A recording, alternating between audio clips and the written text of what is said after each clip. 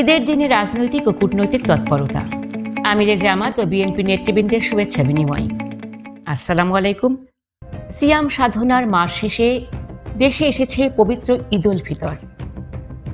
ঈদের এই আনন্দ কেবল পাড়া মহল্লায় সীমাবদ্ধ নেই, বরং রাজনীতির মাঠেও ছড়িয়ে পড়েছে এর আবহ। আজ আমরা একই সঙ্গে দেখাবো দেশের প্রধান রাজনৈতিক দলগুলোর ঈদ উদযাপনের খণ্ডচিত্র। বাংলাদেশ জামাতে ইসলামীর আমির ও বিরোধী দলীয় নেতার কূটনৈতিক মিলনমেলা থেকে শুরু করে বিএনপি নেতৃবৃন্দের সাথে সাধারণ মানুষ ও কূটনীতিকদের শুভেচ্ছা বিনিময়, সবই থাকছে আজকের এই বিশেষ প্যাকেজে। রাজনীতির এই উৎসব মুখর পরিবেশের ভেতর দিয়ে কী বার্তা যাচ্ছে কূটনৈতিক মহলে, বিস্তারিত জানতে ভিডিওটি শেষ পর্যন্ত দেখুন। প্রথমেই আসা যাক বাংলাদেশ জামাতে ইসলামীর ঈদ শুভেচ্ছা বিনিময় অনুষ্ঠানে। বাংলাদেশ জাতীয় সংসদের বিরোধী দলীয় নেতা ও জামাতে ইসলামীর আমির ডাক্তার শফিকুর রহমান আজ তার বাসভবনে দেশি বিদেশি কূটনীতিকদের বরণ করে নেন। ভিডিওতে দেখা যাচ্ছে বিভিন্ন দেশের রাষ্ট্রদূত ও প্রতিনিধি দল একে একে আসছেন এবং আন্তরিক পরিবেশে শুভেচ্ছা বিনিময় করছেন।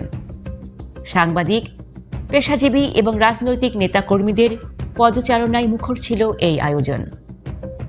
আমিরে জামাত প্রতিটি টেবিলে গিয়ে অতিথিদের সাথে কথা বলেন এবং পারস্পরিক সুসম্পর্ক বজায় রাখার আহ্বান জানান।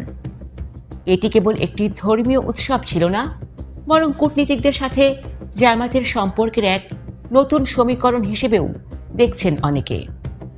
অন্যদিকে বাংলাদেশ জাতীয়তাবাদী দল বিএনপির পক্ষ থেকেও আয়োজন করা হয়েছিল বিশেষ ঈদ শুভেচ্ছা বিনিময় অনুষ্ঠানের। রাজধানীর নির্দিষ্ট ভেন্যুতে বিএনপির সিনিয়র নেতৃবৃন্দ, বিভিন্ন শ্রেণী পেশার মানুষ ও বিদেশি কূটনীতিকদের সাথে ঈদের আনন্দ ভাগ করে নেন। সেখানে নেতাকর্মীদের উপচে পড়া ভিড় লক্ষ্য করা গেছে।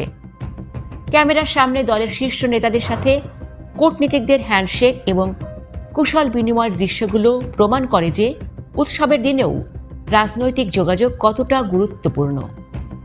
সাধারণ মানুষও তাদের প্রিয় নেতাদের কাছে পেয়ে উচ্ছ্বাস প্রকাশ করেছেন। দর্শক, ঈদের এই আনন্দঘন মুহূর্তগুলো রাজনীতিতে নতুন কোনো সমঝোতার ইঙ্গিত দিচ্ছে কিনা তা নিয়ে চলছে চুলচেরা বিশ্লেষণ। জামায়াত ও বিএনপির এই ব্যাপক আয়োজন কি কূটনৈতিক মহলে তাদের প্রভাব আরও জোরালো করবে? আপনার মতামত কমেন্টে জানান।